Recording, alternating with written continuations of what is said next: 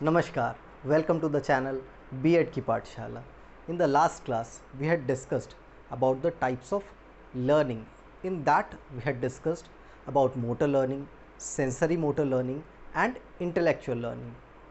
उसमें से हम लोगों ने motor learning and sensory motor learning के बारे में जाना और समझा था. आज हम लोग जानेंगे इंटेलेक्चुअल लर्निंग के बारे में.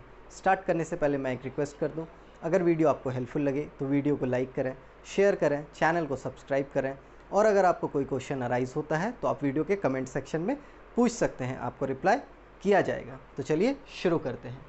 इंटेलेक्चुअल लर्निंग, बौद्धिक सीखना. इंटेलेक्चुअल बना है इंटेलेक्ट से. इंटेलेक्ट का क्या मतलब हमें समझ में आता है.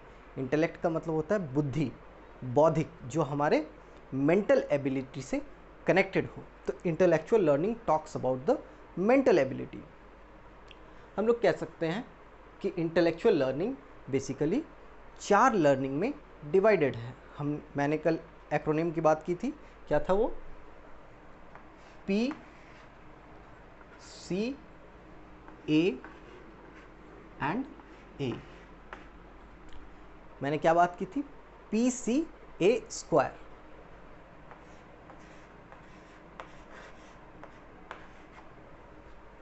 P for perceptual learning, C for conceptual learning, A for associative learning and the next A stands for appreciational learning.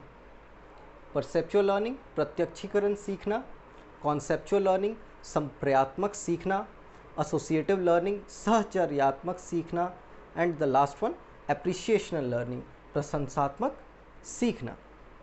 तो हम लोगों ने थोड़ी थोड़ी बातें की थी इन चारों लर्निंग्स के बारे में.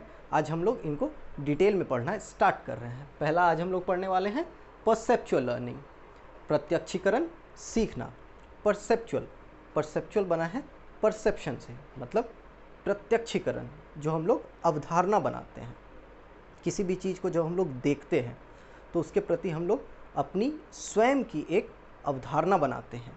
मान लिया जाए अगर किसी इंसान का हम लोग एग्जाम्पल लेते हैं, तो किसी भी इंसान को जब हम लोग देखते हैं या मान लिया जाए किसी व्यक्ति से हम लोग पहली बार मिलते हैं, तो हम लोग अपने मन में उसको लेकर के विचार बनाते हैं कि वह इंसान कैसा है, हमारे लिए वह इंसान अच्छा है या बुरा है.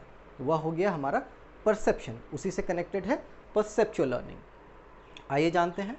An individual with the help of senses does the act of knowing the substances and external events और फैक्ट्स. कहता है कि जो एक इंडिविजुअल होता है, जो एक व्यक्ति होता है, वह जो उसकी इंद्रियां हैं, जो सेंसेस हैं, उनके मदद से परसेप्शन करता है. मतलब जो वह सब्सटेंसेस देखेगा, जो वह एक्टिविटीज़ करते हुए, अगर इंसान की बात कर रहे हैं, इंसान के कॉन्टेक्स्ट में, वह इंसान को जो भी चीज़ें करते हुए देखेगा, जो भी क्रियाएं करते हुए देखेगा, उनके आधार पर वह अपनी अवधारणा बनाएगा.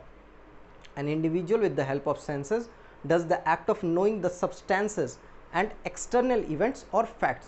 या जो भी फैक्ट्स हैं वह उस इंसान से रिलेटेड, उनके बारे में वह अपनी अवधारणा बनाएगा या उनसे जोड़ करके वह अपनी अवधारणाओं को बना लेगा.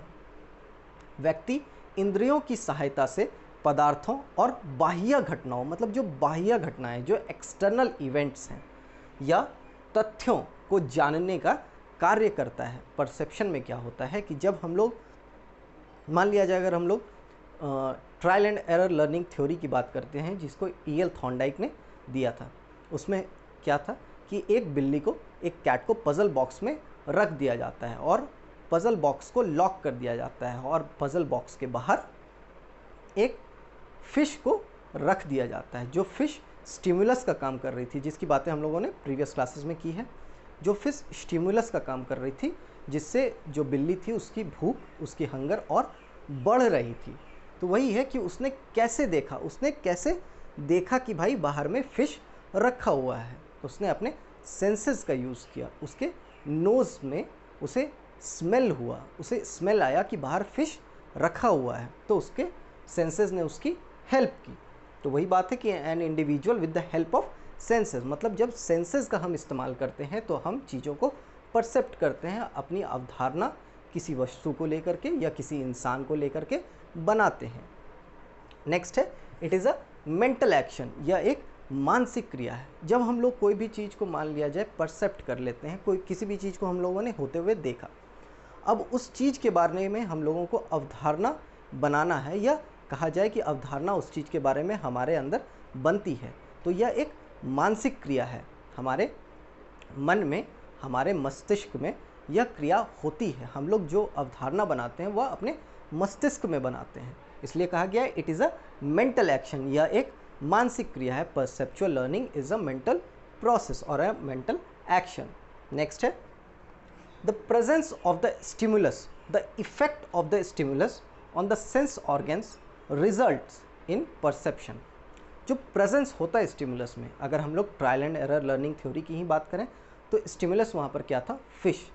तो फिश का जो प्रेजेंस था और जो इफ़ेक्ट था स्टिमुलस का, मतलब जो स्टिमुलस उसे बिल्ली को स्टिमुलेट कर रही थी, उसके भूख को और बढ़ा रही थी, वह इफ़ेक्ट कर रही थी बिल्ली के और भूख को बढ़ाने में। उसी की बात है कि the effect of the stimulus on the sense organs, मतलब बिल्ली की जो स्मेल करने की कैपेसिटी थी उससे बिल्ली की भूख और बढ़ रही थी।